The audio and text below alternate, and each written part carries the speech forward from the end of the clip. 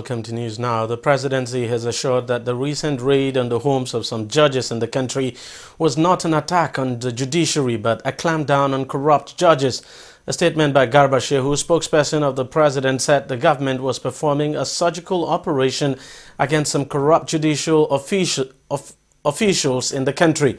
The statement assured that the president reserves his highest respect for the institution of the judiciary as the third arm of government, adding that President Buhari remains a committed Democrat and will not take any action in violation of the Constitution.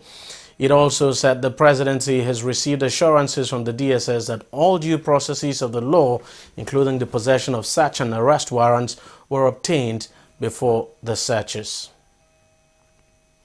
The Chief Justice of Nigeria, Justice Mahmoud Mohammed, has urged Nigerians to remain calm following the outrage that followed the arrest of some judges in the country by the Department of State Services.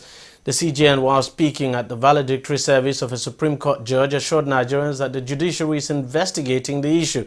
He said the National Judicial Council would hold an emergency meeting on Tuesday to take a comprehensive look into the matter. Nigeria's Secret Police, the Department of State Services, had on Friday raided the residence of some prominent judges in the country. In a statement on Saturday, the Secret Police said the judges were suspected of being involved in alleged corrupt practices. It said huge sums of money were found in the judges' homes. Former Governor of Akwa Ibom State, Godswill Akpabio, has denied reports that he bribed Supreme Court judges to swing the 2015 Akwa Ibom governorship election petition in favor of the People's Democratic Party candidate Udom Emmanuel, who is now the governor of that state. The reports came hours after the State Security Service arrested 7 judges on charges of bribery and corruption. Akpabio, in a statement by his special assistant on media, Anyete Ekong, described the reports as spurious, baseless and false. The Akwa Ibom State government has also issued a statement condemning similar media reports that linked Governor Emmanuel's election to bribery. Nigeria's President Muhammadu Buhari on Monday endorsed Made in Nigeria goods, saying it will build a strong foundation for the diversification of the country's economy. The president said this at the 22nd Nigeria Economic Summit in Abuja, themed Made in Nigeria. Buhari, while declaring the summit open, said there is a need to encourage Made in Nigeria goods as it's the only way to steer the country out of the current economic recession. The president advised Nigerians to get involved in production of products that are commonly imported into the country. These, he said, will help boost the economy and ease the pressure on the dollar. President Buhari said his government is focused on diversifying the economy to promote exports and grow jobs. The Nigerian police force on Monday paraded the suspected kidnappers of Margaret Emefiele, the wife of Central Bank Governor Godwin Emefiele. The 9 kidnappers were paraded at a press conference with a 15 million ransom they were paid to release the CBN governor's wife. Speaking at the press conference, the Force Public Relations Officer DCP Don Awuno disclosed that Margaret Emefiele and his aides were rescued on September the 30th, 2016 and have been reunited with their families. He added that 2 of the suspected kidnappers were serving soldiers in the Nigerian army, while a 3rd person was recently dismissed by the army. It will be recalled that Ms. Margaret Emefiele and 3 of her aides were abducted on 29th September 2016 at Ogweniki Hills along Benin-Agbo Road in Delta State. Consequent upon deployment of intelligence platform, Ms. Emefiele and her aides were rescued on the 30th of the same month on HOT, and they have since been reunited with their families after the briefing. Subsequently, after a thorough investigation and using our technical platform with dedicated personnel, the following suspects were arrested and exhibits listed under were recovered from them. Lance Corporal Musa Medebara, raise up your hand. If I call you, Lance Corporal Edwin George,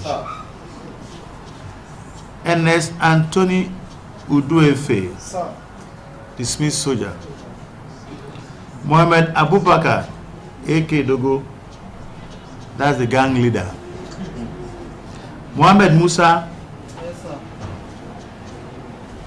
Mohammed Sule, Ibrahim Abdullahi, Ali Musa, Mohammed Yusuf. Ladies and gentlemen, I've never seen this kind of cash in my life. This is 14 million naira, 725,000 recovered from them. We have 3 vehicles, 200 cars and Audi car. 2 of the vehicles was bought for them. The Audi car was a what do I call it, a getaway car where they used in carrying their loot, and 1 AK-47 magazine and 2 cartridges. Shocking. The leader of the indigenous people of Biafra, Nnamdi Kanu, has filed a suit at the Federal High Court in Abuja against the Department of State Services and the Attorney General of the Federation over his continued detention. Kanu has been in detention since 2015 alongside 2 others, Benjamin Madubugu and David Nwanwisi, on charges of treason and managing unlawful society. He has been granted bail by the court but is yet to be released. In a statement Monday, his lawyer Ifeanyi Ejiofor said he had filed a suit at the High Court in Abuja seeking the unconditional release of his client. Nnamdi Kanu has also filed a case against the federal government before the ECOWAS court in Abuja for breach of his fundamental human rights now. Nigeria's President Muhammadu Buhari has handed over 2 presidential jets to the Nigerian Air Force to strengthen the military in its anti-terrorism campaign. The National Security Advisor Babagana Monguno, on behalf of the President, handed over the aircrafts to the Air Force. Speaking after the ceremony, the Chief of the Air Staff, Abubakar Sadiq, thanked the President for his gesture, assuring that the jets will be used for the right purposes. The donation of the jets to the Air Force is also part of measures the President is taking to reduce the number of aircrafts in the presidential fleet. Last week, the President put 2 presidential jets up for sale. This is the second time President Buhari will be handing over aircrafts from the presidential fleet to the Air Force. The Kaduna State government has ordered the arrest and immediate prosecution of Ibrahim Musa, the spokesperson of the Islamic movement in Nigeria, IMN, otherwise known as the Shiite group. A statement from the office of the state governor said the arrest order was placed on Musa for violating the new law of the Kaduna State government, which banned the activities of the group. The Kaduna State government had on Friday issued an order declaring the group as unlawful society. However, the group, through its spokesperson Musa, had on Saturday announced it was challenging the decision in court. The statement from the Kaduna State government said Musa's action was a deliberate and determined insult to the order. Britain has urged the Nigerian government to abolish the death penalty, saying that capital punishment cheapened human life. The British government made the appeal in a statement issued by the British High Commissioner to Nigeria, Paul Arkwright, on the 26th day on the 2016 World Day Against the Death Penalty.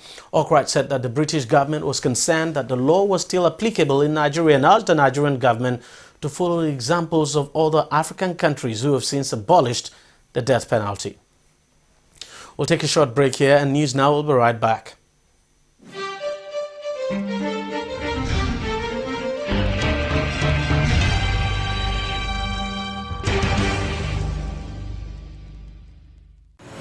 The Wole Soyinka Center for Investigative Journalism, WSCIJ, invites professional Nigerian journalists and team of journalists, full or part-time, with stories published between the 4th of October 2015 and the 3rd of October 2016 to submit entries for the 11th Wole Soyinka Award for Investigative Reporting. Award categories include print, radio, television, photo, online, and editorial cartoon. Submission deadline Monday 24th October 2016 by 4 p.m. All entries to be submitted at the WSCIJ office, number 18A, Abiodun Shobanjo Street, off Latif Jakonde Road, Agidimbi, Ikeja, Lagos. For more information, please visit wscij.org or call 0908-251-5179. Investigative reporting is the vital force for the restoration of human dignity. Wole Soyinka.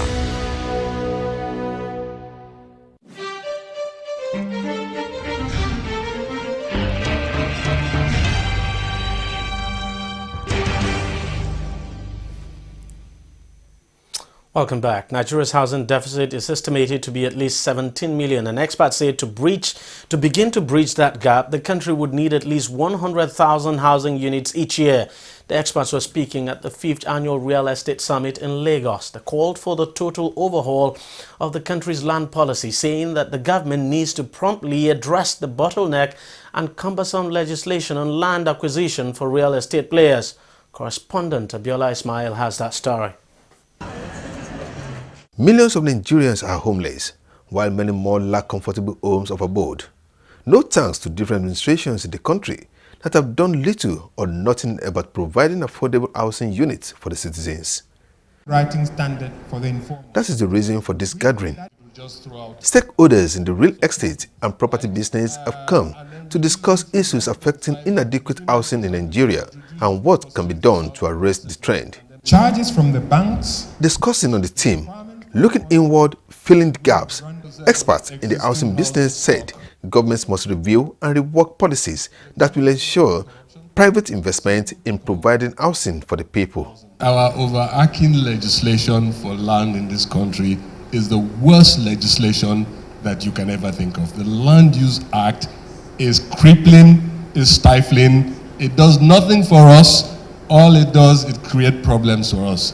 Until that thing is repealed, we won't make much progress with land in this country. State governments can raise money without giving governors consent. Governors should be regulators of how land is documented and titled. They can make money doing that.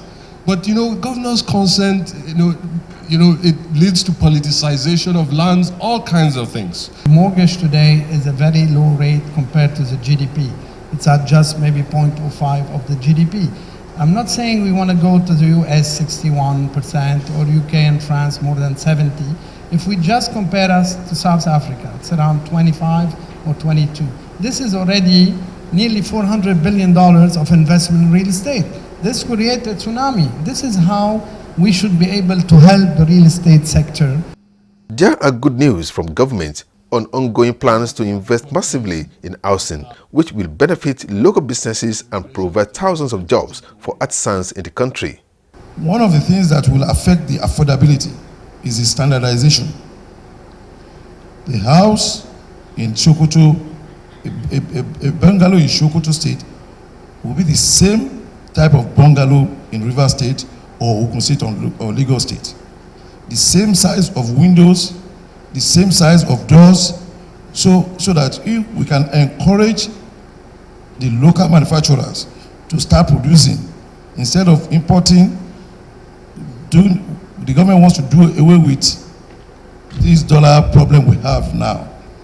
So we want to really encourage the local manufacturers to do so many things for the input of the housing. That will really reduce the cost. This is a policy initiative, which means this is funded initially through the state as a starter.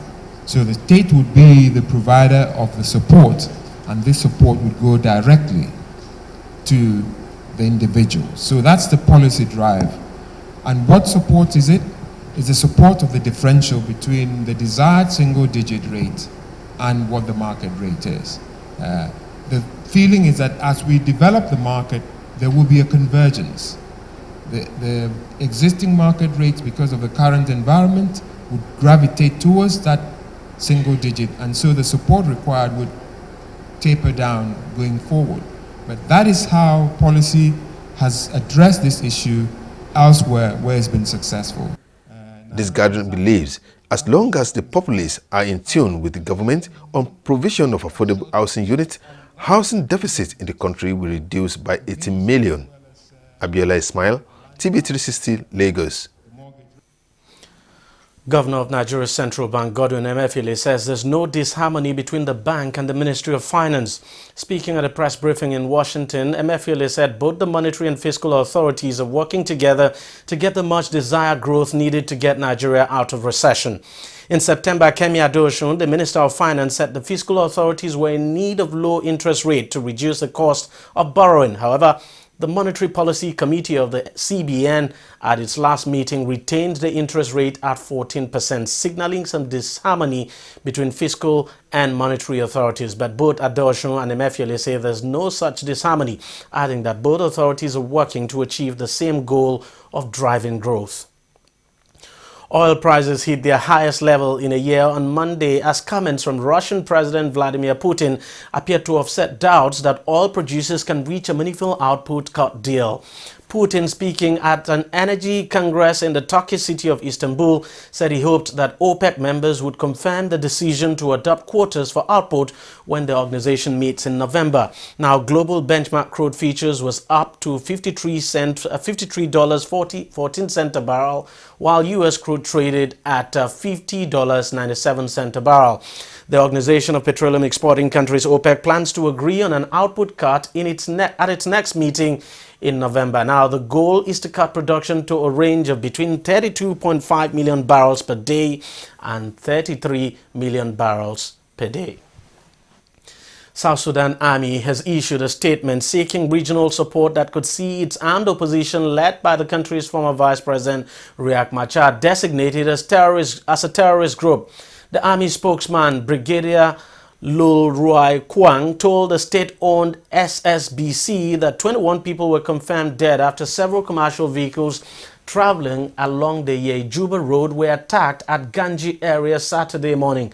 The attack comes a week after 14 members of the ethnic Dinka were killed in a similar ambush. Now, the country is struggling to emerge from a 2.5-year civil war after a peace deal between President Salva Kiir and his former Vice President Riek Machar broke down. Clashes between forces loyal to both men have left hundreds dead in the country's capital of Juba. South African student, I should say, protesters now and police clashed in renewed violence in Johannesburg on Monday as attempts to reopen Wits University descended into a running battle now on campus. Unrest has erupted regularly at South African universities in recent months, with Wits and other institutions forced to close temporarily over the last 3 weeks. University tuition fees have become a flashpoint for protest in South Africa, which has struggled to provide education, jobs and housing for many poor black people since the end of apartheid in 1994. The government has vowed to help all students from poorer families over the fees, but the protesters are demanding free education. To sports now, Nigerian Football Federation President Amaju Pinnick has commended the Super Eagles following their 2-1 victory over Zambia at the Levi Wanawasa Stadium on Sunday. Pinnick, who was part of the delegation to Ndola, said the victory was a good way to start, but insisted that the team must ensure they beat Algeria in their next home game in Uyo. Nigeria and Zambia are in a tough World Cup qualifying group alongside Africa's top team, the Desert Foxes of Algeria, and former African champions Cameroon. The Eagles currently lead the group with 3 points following Algeria's 1-1 draw with Cameroon in the other group game. Only the top team will qualify from the group as one of Africa's 5 representatives actually to the 2018 World Cup in Russia. Super Falcons head coach Florence Omagbemi has invited 30 players to camp in Abuja in preparations for the 10th African Women Championship, I should say. The players are made up of 8 overseas-based professionals, 22 home-based players. Now, reigning African Woman Player of the Year, Asisat Oshoala, is the most prominent of the overseas-based contingent, while Osinachi Ohale leads the home-based group. The African Women Africa Cup of Nations holds in Cameroon from November 19 to December 3, 2016. Now, the Falcons are in Group B alongside Ghana, Mali, and debutants Kenya. Barcelona defender Gerard Piqué has announced he will retire from the Spanish national team after the 2018 World Cup in Russia. Speaking after Spain's World Cup qualifying game against Albania on Sunday, Piqué said he was tired of the national team. The former Manchester United centre-back, who made his international debut in 2009, also admitted he was frustrated by the jeers from the Spanish fans. The player is often jeered by many Spaniards because of his pro-Catalonia stance. He recently appeared to support a pro-independence move by the Catalan region, upsetting those who opposed it. sports and politics there for you. Well, that's it on News Now. We thank you very much for watching. Continue to stay tuned to TV360.